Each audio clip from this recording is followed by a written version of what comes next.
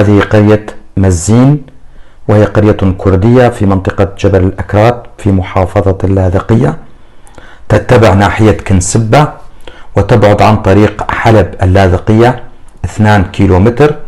يقال بأن اسمها جاء من طبيعتها الجميلة بسبب كثرة أشجارها وينابيعها والجبال المحيطة بها. عدد سكانها حوالي 1500 شخص، جميعهم كرد لكنهم لا يتكلمون الكردية للأسف.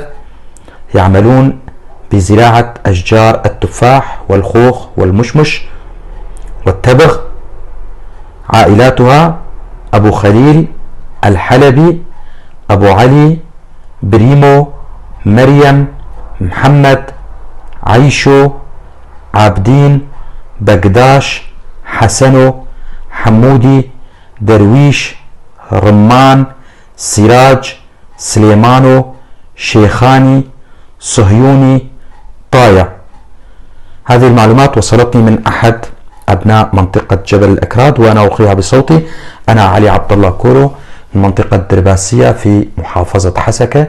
أتمنى كما يتمنى كل الكرد الناطقين بالكردية أن يتكلم أهلنا في منطقة جبل الأكراد بلغتهم الكردية، فلغتنا الكردية هدية من الله وعلينا أن نتعلمها وأن نعلمها لأولادنا وأن نسمي أولادنا بأسام كردية.